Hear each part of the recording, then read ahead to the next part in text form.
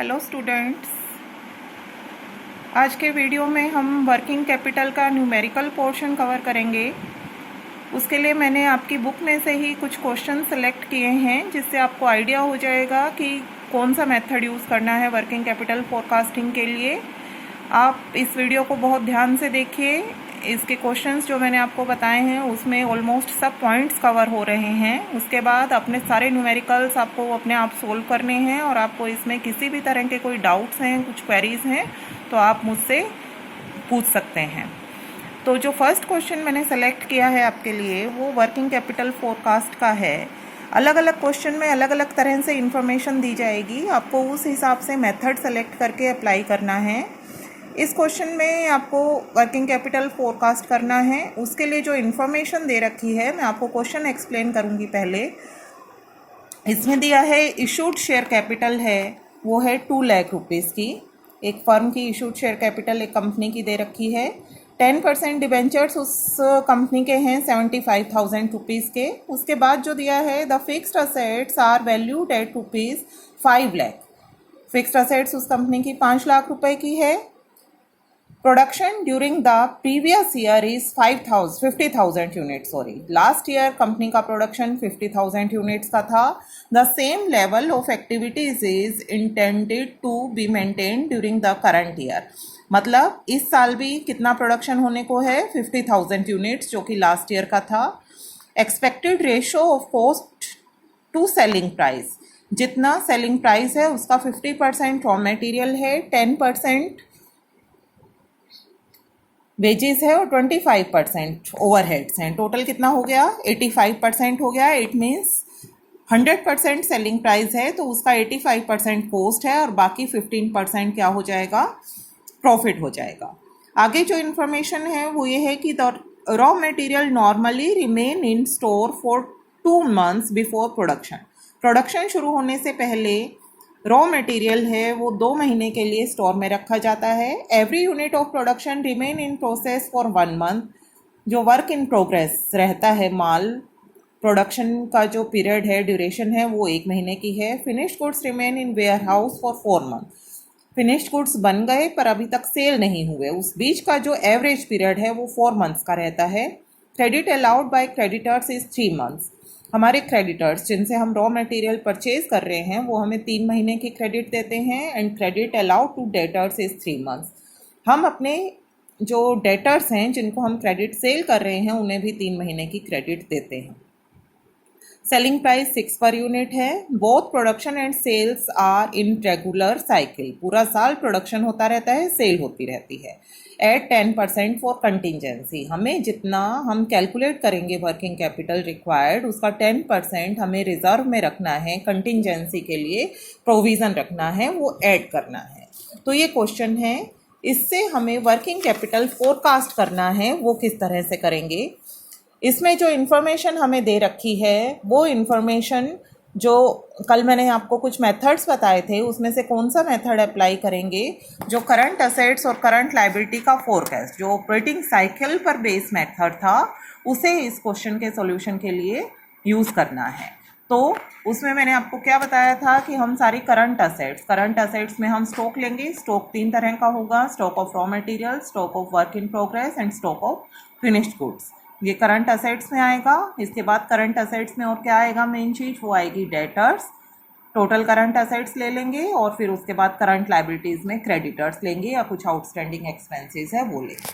तो स्टार्ट करते हैं। क्वेश्चन में हमें दिया है कि जो रॉ मटेरियल है वो प्रोडक्शन से पहले 2 महीने के लिए गोडाउन में रहता है। आपको जो पीरियड दिया जाएगा, ड्यूरेशन दी जाएगी, वो या तो वीक्स में दी जाएगी या मंथ्स में दी जाएगी। यदि मंथ्स में है तो आप मंथली कैलकुलेशन करेंगे, वीक्स में है तो वीकली कैलकुलेशन करेंगे। इस क्वेश्चन में मंथ्स दिए हैं तो stock of raw material question में क्या दिया था, 2 months के लिए गोडाउन में या स्टोर में हमें रखना पड़ता है। तो टोटल जो प्रोडक्शन है, टोटल रॉ मटेरियल की कॉस्ट है पूरे साल की, आपको बताया गया था कि 50,000 यूनिट्स प्रोडक्शन होगा, 50,000 यूनिट्स जो है वो सेल होंगी। तो टोटल सेलिंग प्राइस आपको दिया है 6 रुपीज़। उस हिसाब से सेल कितनी हो जाएगी, 3 lakhs हो जाएगी। रॉ मटेरियल की कॉस्ट सेल का 50% है। सेल 6 रुपये है तो रॉ मटेरियल की कॉस्ट 3 रुपये हो जाएगी। 50,000 पे टोटल रॉ मटेरियल पूरे साल में हमें कितना चाहिएगा, 1,50,000 चाहिएगा। वेजेस कितनी चाहिएगी, 6 रुपये का 10% मतलब 60 पैसा पर यूनिट के हिसाब से हमें वेजेस लगानी पड़ेगी। 50,000 यूनिट्स पर यूनिट 60 पैसे के हिसाब से 30,000 रुपये की वेजेस लगेंगी।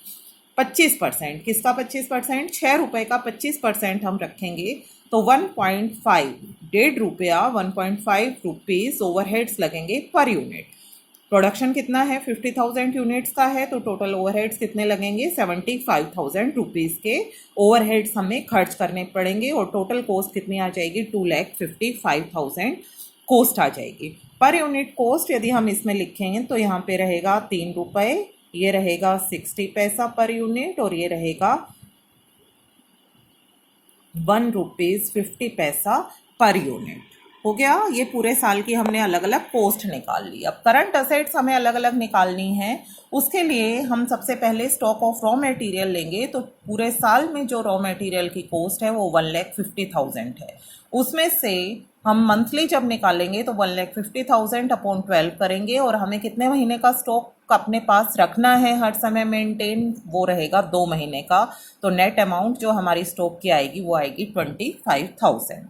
नेक्स्ट हमें लेना है work in progress. Work in progress आपको पता है ऐसी यूनिट जो अभी रॉ मटेरियल की स्टेज में भी नहीं है और फिनिश्ड भी नहीं हुई हैं, जिन पे कुछ काम हो चुका है और कुछ काम अभी होना बाकी है, उनको हम वर्क इन प्रोग्रेस बोलते हैं। तो कुछ क्वेश्चंस में हमें दिया जाता है कि वर्क इन प्रोग्रेस में आपको मटेरियल तो 100% आपने लगा दिया, वेजेस और ओवरहेड्स हैं वो 50% लगाने हैं। तो आप वैसा ही करेंगे, आपके पास चॉइस है, दोनों ऑप्शन आप रख सकते हैं।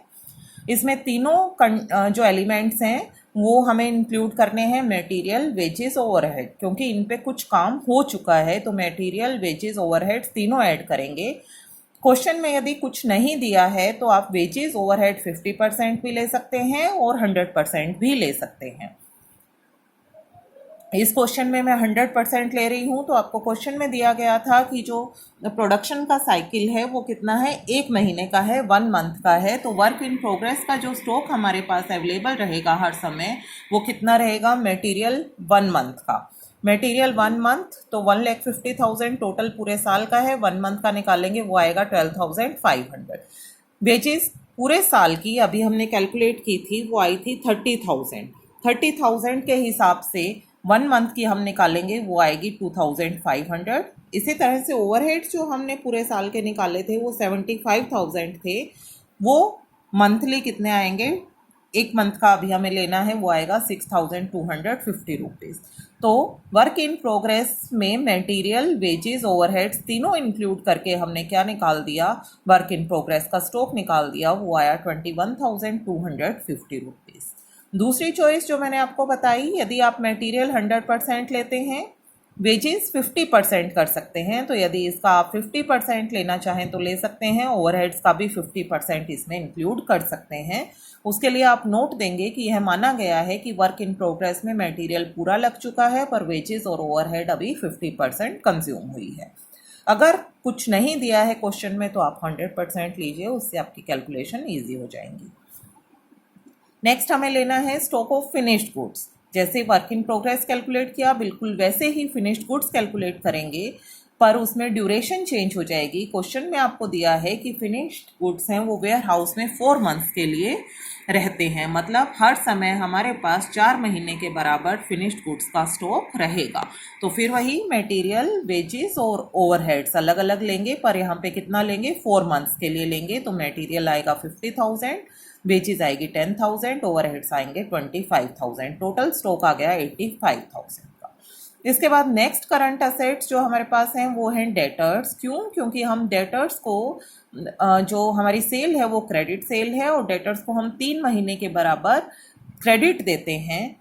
तो हम पूरी सेल, क्योंकि हमें क्वेश्चन में कैश सेल के बारे में कोई इन्फॉर्मेशन नहीं है तो हमें मानेंगे कि पूरी की पूरी सेल क्या है, क्रेडिट सेल है। तो पूरी सेल जितनी भी सेल है, यहाँ पर हम डेटर्स की कैलकुलेशन किस पे कर रहे हैं, कॉस्ट पर कर रहे हैं। दूसरा चॉइस हमारे पास क्या रहती है, हम डेटर्स एट सेलिंग प्राइस ले सकते हैं। ये दोनों चॉइस हमारे पास हैं। तो यहाँ पे इस क्वेश्चन में मैंने कोस्ट पे कैलकुलेशन की, 3 महीने की हम डेटर्स को क्रेडिट दे रहे हैं। तो टोटल कोस्ट, जो टोटल कोस्ट है पूरे साल की, वो अभी हमने कैलकुलेट की थी, कितनी थी, 2,55,000। 2,55,000 पूरे साल की कोस्ट है। तो 3 मंथ्स की कोस्ट आई 63,750 रुपीज़। ये आ गई डेटर्स की amount. Total current assets, total current assets में stock of raw material, stock of work in progress, stock of finished goods, stock of या डेटर्स के अमाउंट को ऐड करके हमारी टोटल करंट असेट्स आ गई 1,95,000। नेक्स्ट जो क्वेश्चन में हमें दिया था कि जो क्रेडिटर्स हैं, जिस क्रेडिटर्स कौन से, जिनसे हम रॉ मटेरियल परचेज कर रहे हैं, वो हमें 3 महीने की क्रेडिट देते हैं। तो रॉ मटेरियल की कॉस्ट पूरा साल की कितनी है, 1,50,000 है। उनमें से हम 3 मंथ्स के बराबर क्रेडिटर्स हम समय हमारे पास रहते हैं, वो आएगा 37,500। और कोई आउटस्टैंडिंग एक्सपेंसेस नहीं है, आउटस्टैंडिंग वेजेस नहीं है। यदि होता तो हम उसको करंट लायबिलिटीज़ में ऐड कर लेते। तो 37,500 आ गया करंट लायबिलिटीज़ और 1,95,000 आया था करंट असेट्स। दोनों का जब हम बैलेंस निकालेंगे वो आएगा 1,57,500। ये हो गया current assets minus current liabilities, ये आ गया 1,57,500। पर क्वेश्चन में हमें दिया है कि हमें 10% कंटिंजेंसी के लिए, 10% हमें प्रोविज़न रखना है कंटिंजेंसी के लिए। 10% किसका, जो हमारी करंट असेट्स और करंट लायबिलिटीज़ का बैलेंस जो निकला उसका 10%, मतलब 15,750 रुपीज़ हमें इसमें और ऐड करना है। 1,73,250 आएगी जो हमारी वर्किंग कैपिटल रिक्वायरमेंट है किसी फ्यूचर पीरियड के लिए। ये हम फोरकास्ट कर रहे हैं प्रीवियस डाटा के बेस पर। तो 1,73,250 रुपीज़ आया हमारा वर्किंग कैपिटल रिक्वायरमेंट। तो आपकी बुक में, वीकेप एप्लीकेशन की बुक आपके पास होगी, उसमें बहुत सारे क्वेश्चंस इस पैटर्न पे दे रखे हैं। आप सारे क्वेश्चन सोल्व करेंगे। उसमें किसी भी तरह का कोई डाउट यदि आपको है तो आप मुझसे पूछ सकते हैं ग्रुप पे। नेक्स्ट जो आपको दिया जाएगा इसमें क्वेश्चन,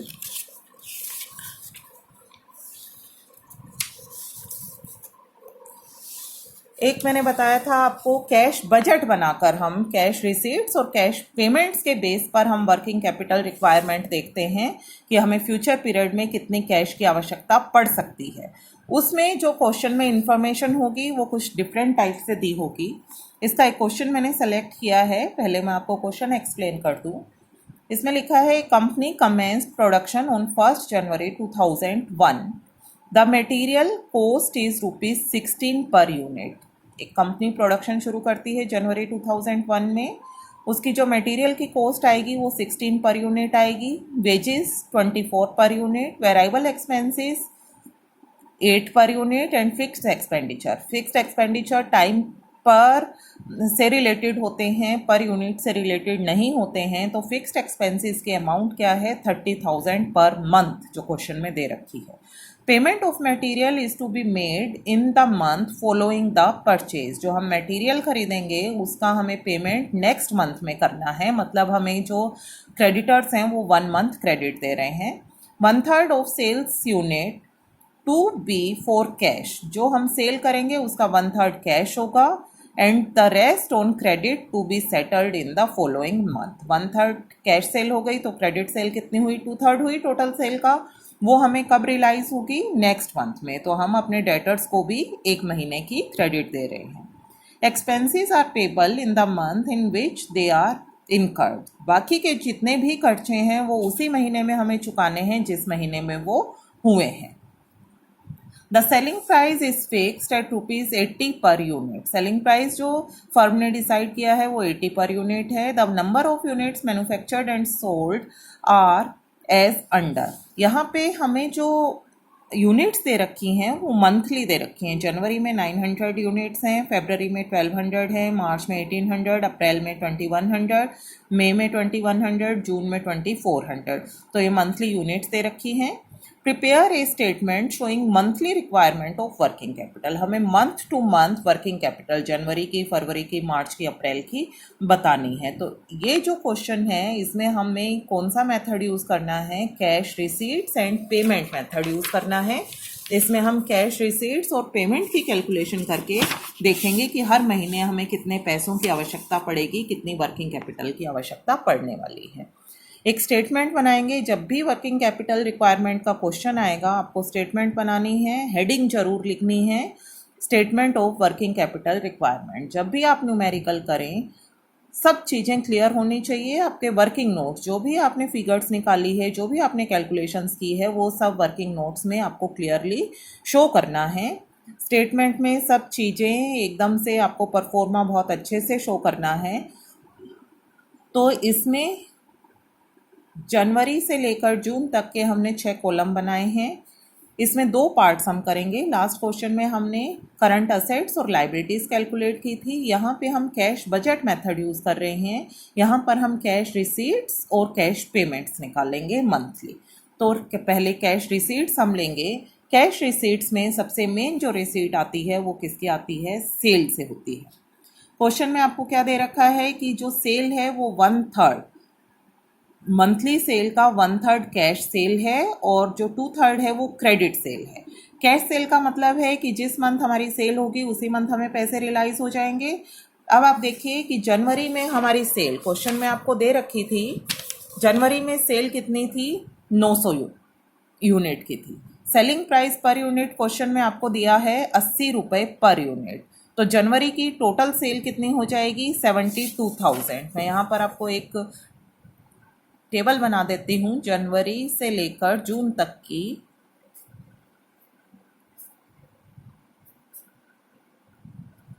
इसमें टोटल सेल हम निकालेंगे। टोटल सेल के लिए हम क्या करेंगे, जो यूनिट्स दे रखी हैं 80 रुपीज़ पर यूनिट से सब यूनिट्स को मल्टीप्लाई करते जाएंगे और हमारी टोटल सेल आती जाएगी। तो जनवरी में 900 यूनिट सेल होने वाली है, टोटल सेल आ जाएगी 72,000।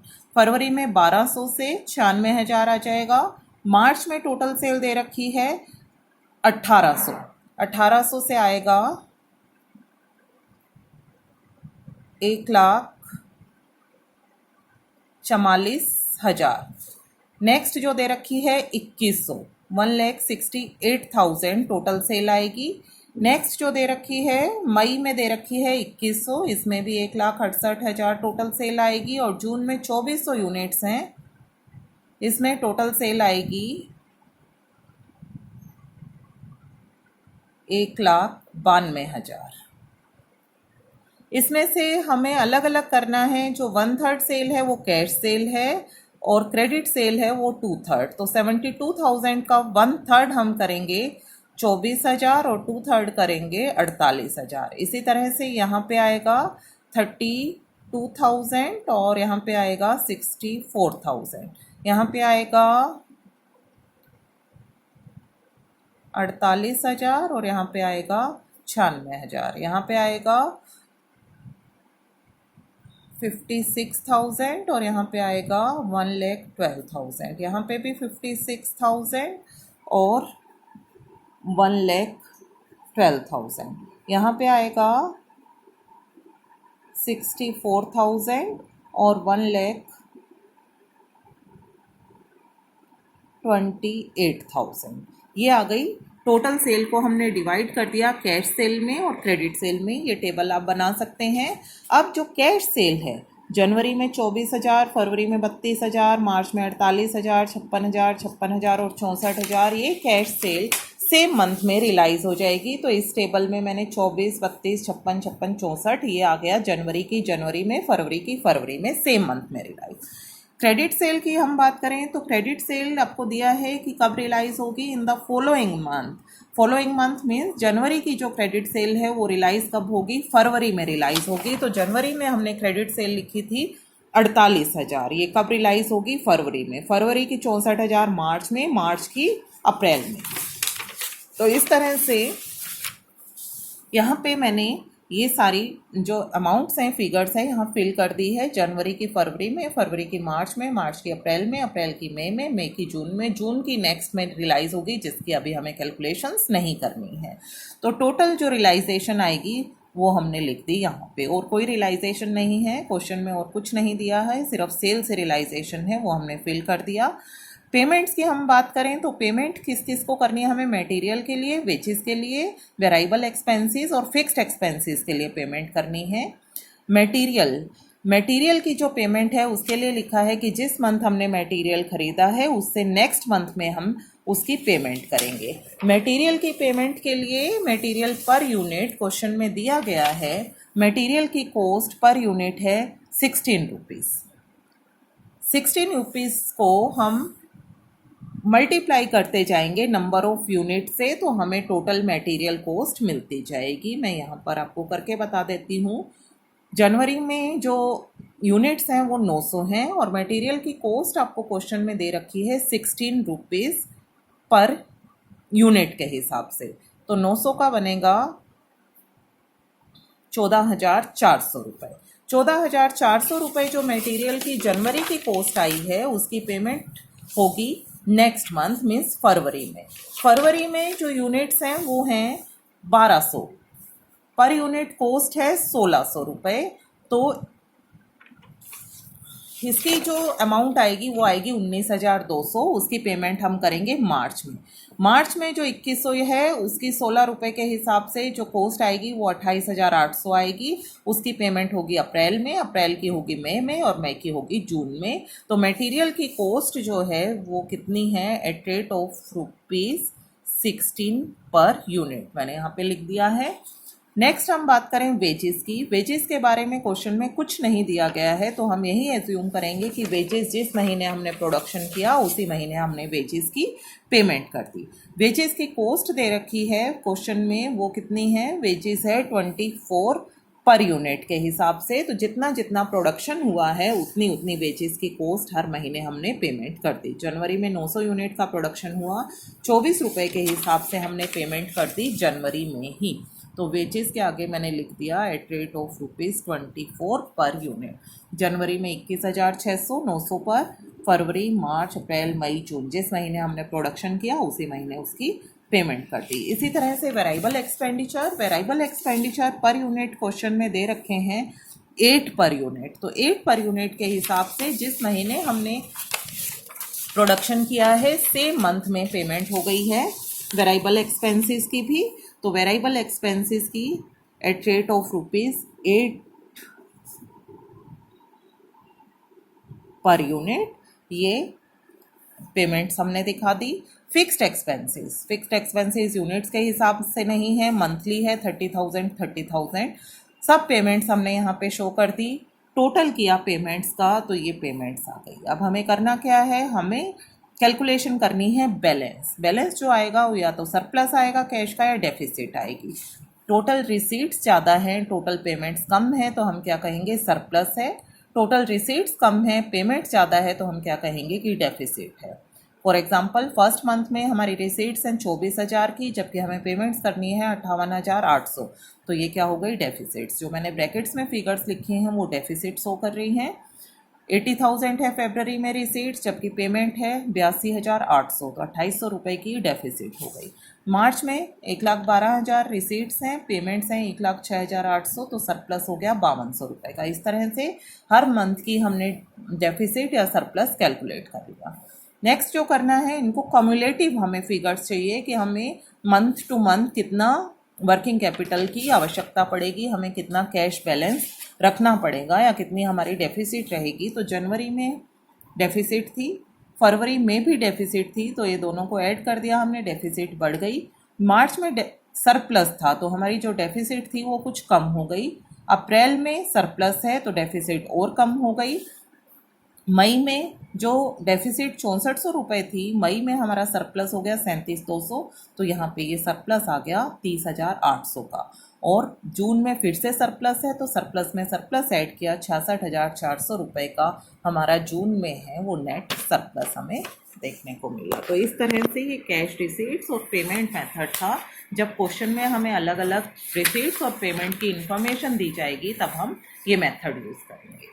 लास्ट मेथड जो हम यूज़ करते हैं वो है प्रोजेक्टेड बैलेंस शीट मेथड, प्रक्षेपित चिट्ठा विधि हम हिंदी में जिसे बोलते हैं। इसमें आपको इन्फॉर्मेशन किस तरह से दी जाएगी कि आपको एक actual balance sheet last year की दी जाएगी, साथ में कुछ एडिशनल इन्फॉर्मेशन दी जाएगी, कुछ एक हमें एडजस्टमेंट्स करने होंगे। उस बेस पर हमें किसी फ्यूचर पीरियड के लिए, फ्यूचर पीरियड जो इसके लिए हमें फोरकास्ट करना है वो पीरियड, हमें एक प्रोजेक्टेड एस्टिमेटेड बैलेंस शीट बनानी है इन सब इन्फॉर्मेशंस के बेस पे। तो एक क्वेश्चन जो मैंने सेलेक्ट किया है वो क्वेश्चन मैं आपको एक्सप्लेन कर दूँ। The following is the balance sheet of an entrepreneur as on 30 June 1989। Balance sheet दी है 30 जून 1989 की। बैलेंस शीट की लाइबिलिटी साइड में कैपिटल 1,20,000 है, क्रेडिटर्स 25,000 है, प्रॉफिट एंड लॉस 80,000 है। असेट साइड में fixed assets cost less depreciation, मतलब इसकी नेट अमाउंट है, नेट वैल्यू है फिक्स्ड असेट्स की वो है 50,000, स्टॉक 45,000 का है, डेटर्स 2,50,000 के हैं, कैश एंड बैंक बैलेंस 33,000 का है, टोटल ऑफ बैलेंस शीट 1,53,000। इसमें मुझे नहीं लगता कोई आप लोगों को डाउट होगा क्या। The management makes the following estimates for the year ending 30 June 1990। Balance sheet जो एक्चुअल दे रखी थी 1989 की थी, 1990 के लिए कुछ एक फिगर्स दे रखी हैं। वो क्या हैं, इनमें 31 मई 1990 तक के लिए परचेज अलग दे रखी है 1,52,000, और जून जो लास्ट मंथ है उसके लिए 10,500 अलग दे रखा है, मतलब टोटल परचेजेस हो गई 1,62,500। सेल्स जो है वो 11 महीने के लिए 2,24,000 है और लास्ट मंथ के लिए 25,000, मतलब पूरे साल की सेल हो गई 2,49,000 रुपये। कुछ और इन्फॉर्मेशन है, वो क्या है, it has been decided to invest ₹15,000 in purchase of fixed assets, depreciation at rate of 10%। 15,000 रुपये की हम फिक्स्ड असेट्स परचेज करेंगे इस साल और उस पर डेप्रिसिएशन कितना है, फिक्स्ड असेट्स पे 10% है। The time lag payment of creditors and receipts from debtor is 1 month. हम अपने क्रेडिटर्स से 1 महीने की उधार पाते हैं और अपने डेटर्स को भी 1 मंथ क्रेडिट देते हैं। ये जो ऊपर अभी परचेज और सेल मैंने बताया था 11 महीने की अलग दे रखी थी, जून की अलग दे रखी थी, वो इसी पर्पज़ से थी कि हमें डेटर्स और क्रेडिटर्स की कैलकुलेशन के लिए फिगर्स चाहिए। नेक्स्ट है the business earns a gross profit of 33.33% on sale. Sale का 1/3 ग्रोस प्रॉफिट अर्न करता है business. Sundry expenditure against gross profit will amount to 12% of turnover excluding depreciation. Depreciation को छोड़कर बाकी के जो एक्सपेंडिचर हैं वो कितना होंगे, 12% ऑफ टर्नओवर। टर्नओवर में सेल, टोटल सेल का 12% हमें एक्सपेंडिचर चार्ज करने हैं। You are requested to prepare a projected balance sheet to show the cash position as on 30 जून 1990। 30 जून 1990 को कैश की जो पोजीशन रहेगी वो जानने के लिए हमें क्या बनानी है, एक प्रोजेक्टेड बैलेंस शीट बनानी है, प्रक्षेपित चिट्ठा हमें बनाना है 30 जून का। बैलेंस शीट बनाने से पहले हमें कुछ कैलकुलेशंस करनी पड़ेंगी। वो कैलकुलेशंस क्या क्या रहेंगी ये देखेंगे। तो सबसे पहले हमें क्या चाहिए, profit and loss. Balance sheet में शो करने के लिए प्रॉफिट एंड लॉस का क्लोजिंग बैलेंस हमें निकालना है। उसके लिए देखो, ग्रॉस प्रॉफिट क्वेश्चन में दे रखा है 1/3 ऑफ सेल। सेल का 1/3, सेल मैंने बताया 2 पार्ट्स में दे रखी है। 11 महीने की सेल थी 2,24,000 रुपये प्लस जून की सेल थी 25,000, दोनों का टोटल आया 2,49,000। 2,49,000 का 1/3 जब हम करेंगे तो क्या मिलेगा हमें, 83,000। ये क्या आ जाएगा, gross profit for the year आ जाएगा। फिर दिया है सन्ड्री एक्सपेंडिचर। अभी जो मैंने बताया डेप्रिसिएशन को छोड़कर बाकी के जो खर्चे जो हमें ग्रॉस प्रॉफिट में से चार्ज करने हैं वो कितना है, 12% ऑफ सेल्स। सेल्स कितनी आई है हमारी, टोटल 2,49,000। उसका 12% जब हम लेंगे वो आएगा 29,880 रुपये। बैलेंस आएगा 53,120। 83,000 में से 29,880 कम किए, 53,120 रुपये हमारे पास बैलेंस आ गया। ये जो खर्चे थे ये क्या थे? एक्सक्लूडिंग डेप्रिसिएशन थे। डेप्रिसिएशन इसमें इंक्लूड नहीं था। प्रॉफिट एंड लॉस निकालने के लिए हमें डेप्रिसिएशन भी चार्ज करना होता है।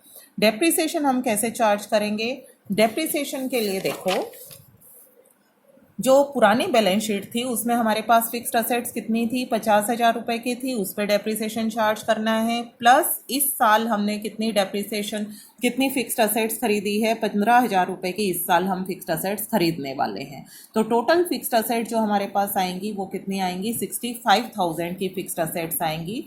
डेप्रिसिएशन की रेट क्वेश्चन में आपको बता रखी है 10%। तो 65,000 पे 10% की रेट से एक साल का डेप्रिसिएशन जो हम चार्ज करेंगे वो आएगा 6,500। सारे खर्चे लेस कर दिए हमने ग्रॉस प्रॉफिट में से, डेप्रिसिएशन लेस कर दिया। ये सब लेस करने के बाद जो हमें मिलेगा वो क्या आएगा? Net profit for the year 46,620 rupees.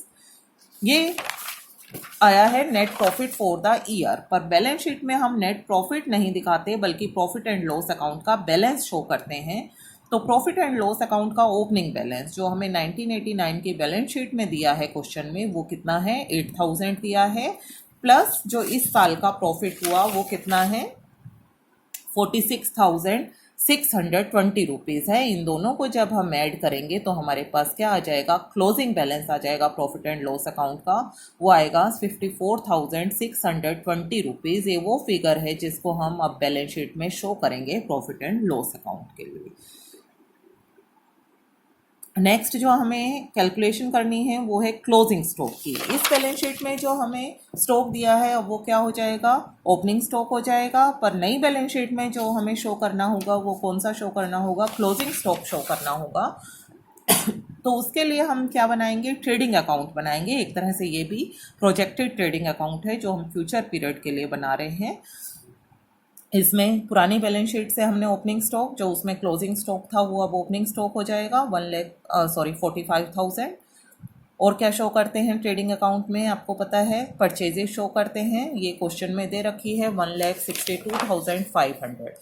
11 महीने के अलग परचेज है, प्लस जून की अलग परचेज है, चाहे कैश है चाहे क्रेडिट है, सब तरह की परचेजेस को हम शो करते हैं ट्रेडिंग अकाउंट में। तो टोटल जो परचेजेस हैं वो हैं 1,62,500। इस साइड देखेंगे सेल्स, टोटल सेल आएगी 11 प्लस 1 मंथ की जो क्वेश्चन में सेल दे रखी है 2,49,000। ग्रोस प्रॉफिट क्वेश्चन में दे रखा है सेल का 1/3, जो अभी मैंने बताया 2,49,000 का 1/3 करेंगे 83,000 आ जाएगा ग्रोस प्रॉफिट दिया था, ओपनिंग स्टॉक दिया था, सेल दी थी, परचेज दी थी, ट्रेडिंग अकाउंट की सब फिगर्स हमारे पास क्वेश्चन में थी। जो हमें फाइंड आउट करना था वो क्या था? Closing stock. जो हमें नहीं दिया गया था वो दोनों साइड का हम बैलेंस निकालेंगे। बैलेंसिंग फिगर आएगी 41,500। ये आ जाएगा क्लोजिंग स्टॉक। ये हम प्रोजेक्टेड बैलेंस शीट में शो करेंगे असेट साइड में। अब बनाएंगे projected balance sheet. Balance sheet में जो कैपिटल है, कैपिटल पुरानी बैलेंस शीट में थी 1,20,000। इसके बारे में क्वेश्चन में कोई इन्फॉर्मेशन हमारे पास नहीं है, तो हम ये मानेंगे कि जो कैपिटल की अमाउंट है वो अनचेंज रहेगी, एज इट इज़ हम नई बैलेंस शीट में प्रोजेक्टेड बैलेंस शीट में शो कर देंगे।